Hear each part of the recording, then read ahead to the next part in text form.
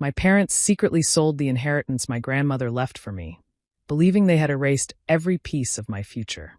They laughed while telling me there was nothing I could do, but they had no idea my grandmother had trusted me with the one thing they could never sell. Stick with me while I share my story, and if it touches you, don't forget to support our channel by hitting that subscribe button, dropping a like, and sharing it with the people you care about. My name is Brinley Ashcroft. I'm 31 years old, and I live in Oregon. For most of my life, I believed that family should always come first. I wasn't the kind of person who kept score or expected anything in return when I helped the people I loved. If my parents needed money, I found a way to help. If they needed someone to drive them to appointments or fix things around the house, I was there without asking questions. I worked long hours, skipped vacations, and put many of my own plans on hold because I honestly believed we were all working toward a better future together. The one person who always noticed my sacrifices was my grandmother, Eloan. She never made a big speech about it, but every time we sat together, she would smile at me in a way that made me feel seen. She often told me that kindness was a strength, but she also reminded me that not everyone deserved unlimited trust. At the time, I didn't fully understand what she meant. I thought she was simply sharing life lessons. Looking back now, I realized she was trying to prepare me for something she couldn't stop. After she passed away, my whole world changed faster than I could process. I was still grieving the loss of the woman who had always believed in me when my parents suddenly began making decisions without including me. Every conversation about Grandma's estate seemed rushed. Whenever I asked simple questions, I was told not to worry because everything was under control. Something about their attitude felt different. They avoided eye contact, changed the subject whenever I mentioned Grandma's wishes, and acted like I should simply accept whatever they said. I wanted to believe them because they were my parents. I kept telling myself that families don't lie about things like this. I had no idea that the people I trusted the most had already made a choice that would break my heart. At that moment, I still believed the worst thing I had lost was my grandmother. I didn't yet realize that I was about to lose the family I thought I had too. As I started thinking about everything that had happened over the years, I noticed a pattern I had ignored for far too long. My parents always had a way of making me feel guilty whenever I wanted something for myself. If I talked about going back to school or saving money for my own place, they would say, "Family sacrifices for family." Those words became their answer to everything. I believed them because I loved them. I thought helping them was simply what a good daughter was supposed to do. Every time I earned a little extra money, another problem appeared. There was always a bill that had to be paid, a repair that couldn't wait, or some emergency that only I seemed responsible for fixing. I picked up extra shifts and worked weekends because I thought we were all carrying the same burden together.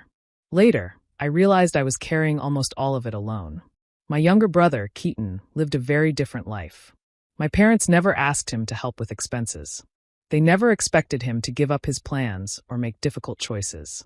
If he wanted something, they found a way to make it happen. If I questioned the unfairness, they would tell me that he was still finding his path and that I was the stronger one. Somehow, being responsible always meant I had to give up more while he was free to think only about himself. After Grandma Eloan's funeral, everything moved so quickly that I barely had time to think. My parents gathered papers from her house, made phone calls, and scheduled meetings without telling me what was happening. Whenever I asked if I should come with them, they told me there was no need. They said they were handling all the legal matters and that it would only cause me more stress. At first, I accepted that because I was still mourning. A few days later, I asked if I could read Grandma's will. My father immediately said there was nothing important in it. My mother added that Grandma had left behind more debts than anyone expected, so there was nothing for anyone to inherit. The conversation ended almost as soon as it started. They didn't explain anything or show me a single document. They simply expected me to believe them. What bothered me wasn't only what they said. It was the way they acted. They looked uneasy whenever I asked simple questions. They exchanged quick glances before answering, and they always seemed eager to change the subject. For the first time in my life, I began wondering if my own parents were hiding something from me. I didn't have proof, only a feeling deep inside that refused to go away. That feeling stayed with me every single day, growing stronger until I finally decided I couldn't ignore it any longer. A few months passed, and I tried to focus on my work and move forward with my life. One rainy afternoon, I stopped at a small coffee shop near the courthouse before heading to an appointment. While I was waiting for my order, an older man recognized me and walked over with a gentle smile. It was Warren Bledsoe, an attorney who had known my grandmother for many years. We exchanged a few polite words, and he asked how I was doing after her passing. I told him I was managing and mentioned that my parents had said the estate had been swallowed up by debts. The moment I said that, his expression changed. He looked confused and asked, "Debts? What debts?" I thought he must have misunderstood me, but he quietly explained that as far as he knew, my grandmother's countryside property had been fully paid off for a long time. My heart started beating faster. I asked him if he was certain, and he nodded without hesitation. Then he said something that made my stomach drop. The property had recently been sold, and the sale price was close to $2 million. For a second, I couldn't speak. The sounds around me faded, and all I could hear was the pounding in my chest. I thanked him, left the coffee shop, and sat in my car staring through the windshield. I kept hoping there was a simple explanation, but deep down I already knew the truth. My parents hadn't made a mistake. They had hidden the inheritance from me and taken the money for themselves. I felt like the ground had disappeared beneath my feet. I had spent years believing that no matter how difficult life became, my family would never intentionally hurt me. That belief shattered in an instant. The money itself wasn't what hurt the most. What destroyed me was the realization that every reassuring word they had spoken had been a lie. The people who had raised me had looked me in the eyes and chosen deception over honesty. I sat there for a long time, thinking about my grandmother and the trust she had placed in me. Tears rolled down my face as I understood that I had been grieving two losses at once. I had lost the woman who loved me unconditionally, and I had also lost the image of the family I thought I belonged to. When I finally drove home that evening, nothing looked different outside, but inside me everything had changed. I could no longer pretend that this was a misunderstanding. Someone had stolen what my grandmother wanted me to have, and the people responsible were my own parents. That night, I couldn't sleep. My mind kept going back to every conversation I had ever had with my grandmother. I remembered her calm voice, her gentle smile, and the way she always seemed to think a few steps ahead. The next weekend, I decided to go through the few personal things of hers that had been given to me after the funeral. Most of them were packed away in a wooden keepsake box that had been sitting untouched in the corner of my closet. I carried it to the kitchen table and carefully opened it. Inside were old birthday cards, holiday letters, family photos, and little souvenirs from trips we had taken together when I was younger. Looking through them brought both comfort and sadness. Then I found a birthday card that I didn't remember reading closely before. It was from my 30th birthday. As I opened it again, something small slipped out and landed on the table. It was a tiny brass key wrapped inside a folded piece of paper. My hands began to shake as I unfolded the note. In my grandmother's handwriting were a few simple words. She told me that if a day ever came when something about her estate didn't feel right, I should take the key to a certain bank and ask for the safe deposit box listed on the note. She ended the message by writing that she hoped I would never need to use it, but if I did, I should trust my instincts. I stared at the note for several minutes. It felt as though she was speaking directly to me, even though she was gone. The following morning, I took the key and drove to the bank listed in the note. I was nervous the entire way, wondering if the box would even still be there. After checking my identification and the information on the note, a bank employee quietly led me into the vault. When the small metal box was placed in front of me, I took a deep breath and unlocked it. Inside were several neatly organized items. There were personal journals written by my grandmother over many years, folders filled with legal documents, family letters tied together with ribbon, and records that looked carefully arranged. At the very bottom sat a large sealed envelope with my name written across the front in her familiar handwriting. Unlike everything else, this envelope had a short message written beneath my name. It said, "Open this only when you are ready to know the truth." My heart was racing as I held it in my hands. I knew that whatever was inside had been left there for a reason. I carefully picked up the envelope, closed the deposit box, and walked out of the bank knowing my life was about to change in a way I never expected. I waited until I got home before opening the envelope. I sat at my dining table for a long time, looking at my name written in my grandmother's handwriting. Part of me was afraid of what I might find inside, but I also knew I couldn't keep living without answers. I carefully broke the seal and unfolded the letter. It began with words that immediately brought tears to my eyes. My grandmother wrote that she loved me more than I could ever imagine, and hoped I would never have to read the letter. She explained that she had noticed changes in my parents over the years. Their choices had made her worry that money might become more important to them than honesty. She prayed she was wrong, but she wanted to protect me just in case.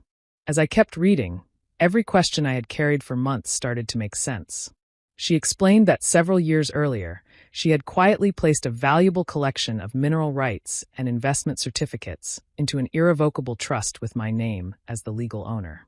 She even wrote that she had done everything through proper legal channels, so no one could change it after she was gone. The family house was only one part of what she owned. She knew it could eventually be sold, but these other assets were completely separate.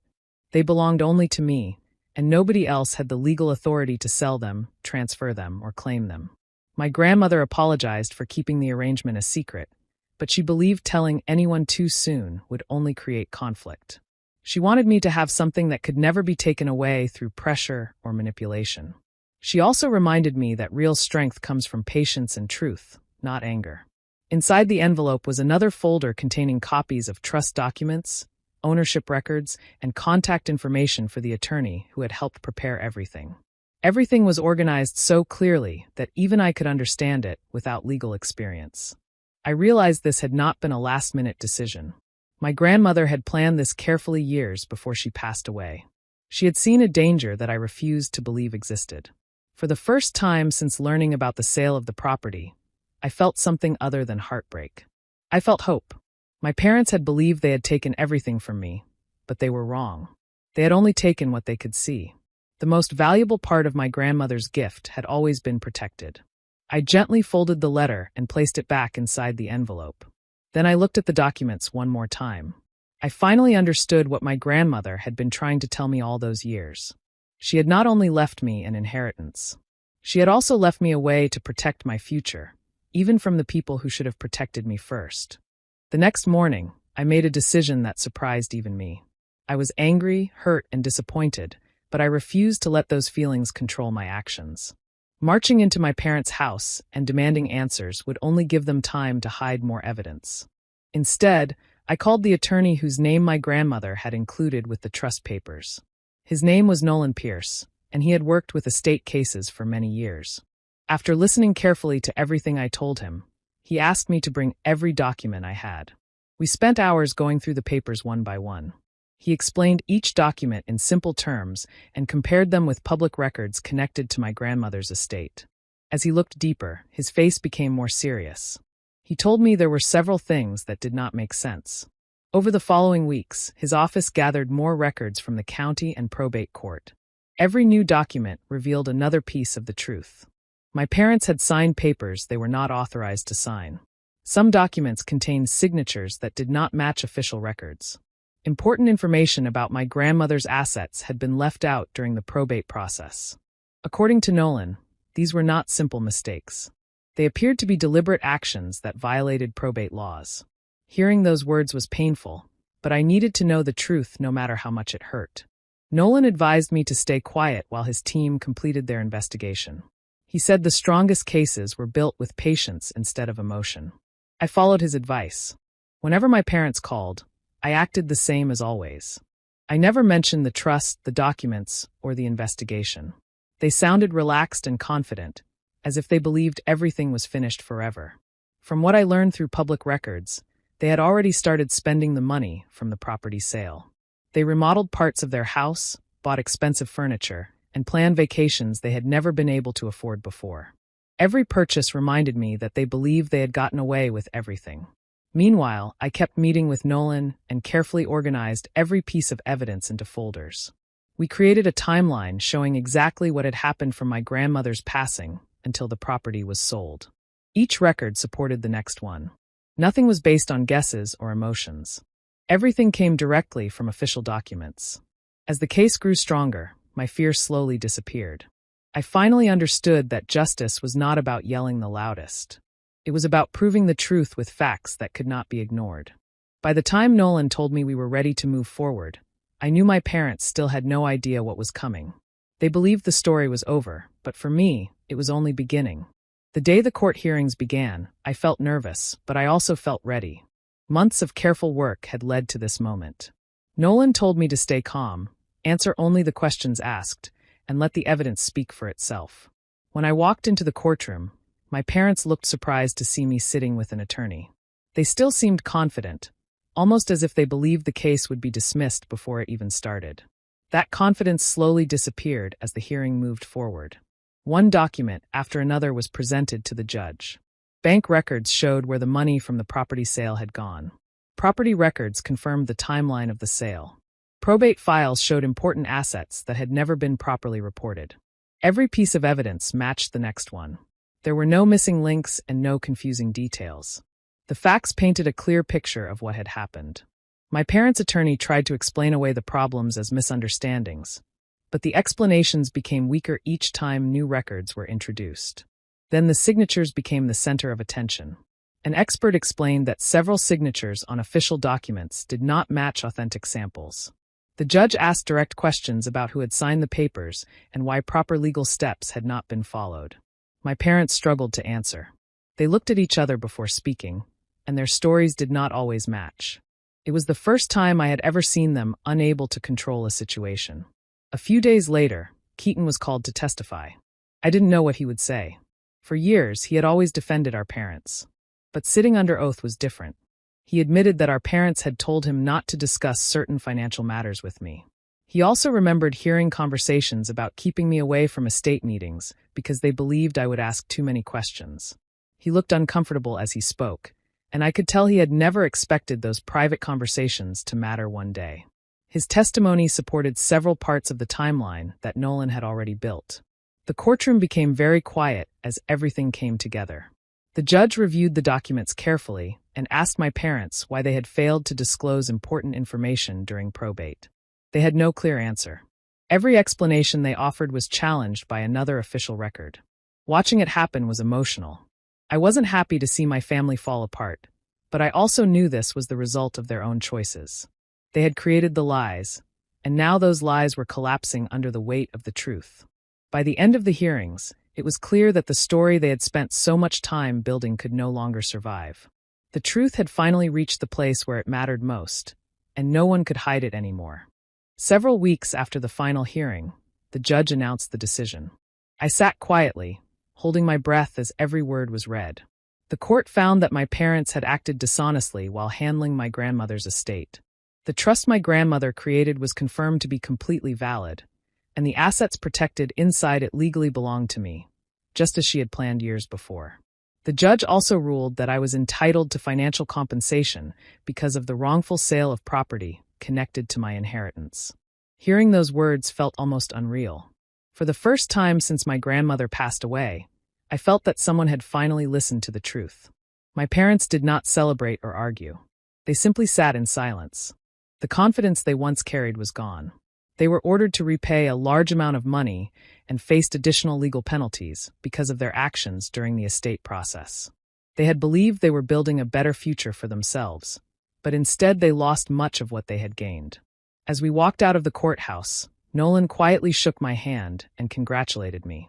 He reminded me that winning the case was not only about recovering money. It was about protecting my grandmother's final wishes and making sure her voice was respected even after she was gone. Those words meant more to me than any financial award ever could. News of the court's decision spread through our extended family. For months, many relatives had believed the story my parents told them. They thought I had been fighting over money or trying to create unnecessary problems after my grandmother's death. Some had even stopped speaking to me because they believed I was being selfish. After the court records became public, everything changed. Several relatives called me to apologize for judging me without knowing the full story. A few admitted they had always wondered why things had happened so quickly after the funeral, but never questioned my parents. Family friends who had avoided me also reached out with kind words once they understood what had really happened. I accepted their apologies, but I knew some relationships would never return to what they once were. Too much trust had been broken. As for my parents, they left the courthouse without saying a single word to me. I watched them walk away and realized I no longer felt the need to chase after their approval. The truth had finally been seen by everyone who mattered. My grandmother's wishes had been honored, and justice had been served through the law instead of anger. That victory gave me something much more valuable than revenge. It gave me peace, and for the first time in a very long time, I felt free to start the next chapter of my life. After everything was finally settled, I spent a long time thinking about what kind of life I wanted to build. I knew I didn't want to spend money trying to prove anything to anyone. Expensive cars, designer clothes, and fancy vacations never interested me. My grandmother had always believed that money should create security and help people, not become a reason for pride. I wanted to honor her by living the way she had taught me. After months of searching, I found an old farmhouse outside a quiet town. The house had been empty for years and needed a lot of work, but the moment I saw it, I felt a connection. It reminded me of the peaceful afternoons I had spent with my grandmother. I bought the property and slowly restored it without rushing. I kept many of its original features because I wanted the house to keep its history. Every repaired window, every painted wall, and every flower planted in the garden made it feel more like home. Once I settled there, I started thinking about how I could help others. My grandmother always respected people who worked hard with their hands. She believed that every honest job deserved respect. In her memory, I created a small scholarship program for local students who wanted to learn skilled trades but couldn't afford the cost. Knowing that someone could build a better future because of that support brought me real happiness. I also started a small family foundation with another purpose that was close to my heart. During my grandmother's later years, I had met many older people who had no close family to stand beside them. Some struggled to understand legal papers, while others simply needed someone to speak up for them when they felt ignored. The foundation connected those seniors with volunteers and professional advisors who could guide them through difficult situations. It wasn't a huge organization, but every person we helped reminded me why I started it. My personal life changed too. Without constant pressure and guilt, I had room to build healthy friendships. The people around me respected my time, supported my goals, and never expected me to carry their burdens. I learned that real family is built on trust, honesty, and kindness, not control. Even simple evenings sitting on my porch with good friends felt more meaningful than anything I had experienced before. Sometimes I would sit outside at sunset and think about my grandmother. I wished she could see the life that had grown from the gift she left behind. I believed she would be proud, not because of the money I had, but because I had chosen to use it with love and purpose. At last, I was living the peaceful life she had always hoped I would have, and that was the greatest way I could honor her memory. Years passed, and my life settled into something steady and peaceful. I rarely thought about the courtroom anymore, but I never forgot what led me there. One afternoon, I heard a knock at the door while I was working in the garden. When I opened it, I saw my parents standing there. They looked older, more tired, and very different from the confident people I once knew. For a moment, none of us spoke. The silence felt heavy, filled with things that could never be undone. My father finally spoke first. He said they had made many mistakes, and that they were struggling. My mother's eyes were filled with regret as she tried to explain that life had become difficult for them. Then they said what I had expected deep down. They hoped I could forgive them and help them get back on their feet. I listened quietly, letting them finish without interrupting. I didn't feel anger anymore, but I also didn't feel the same connection I once had. After a long pause, I told them the truth in the simplest way I could. I said that forgiveness in my heart was separate from rebuilding trust. I could accept what had happened, but I could not return to the relationship we once had.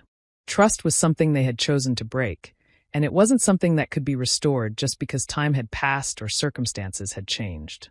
They stood there for a moment, not knowing what to say. Finally, my father nodded slowly, and my mother lowered her eyes. There were no more arguments or explanations. They turned and walked back to their car, and I watched them leave without feeling the need to follow. After they were gone, I sat on the porch steps of the farmhouse and looked around at everything I had built. The garden was in bloom, the house stood strong, and the air felt calm. It was a life I had created piece by piece, not just from money, but from lessons that had come through pain and truth. In that quiet moment, I thought about my grandmother. I realized that what she had left me was far greater than any property or financial security. She had given me the ability to see people clearly, to stand firm when it mattered, and to choose peace over chaos. That understanding shaped every part of the life I was living now. As the sun began to set, I understood something deeply. Money can disappear, be spent, or even stolen, but values like honesty, courage, and justice remain long after everything else fades. Those are the things that truly build a life, and those are the things no one can ever take away.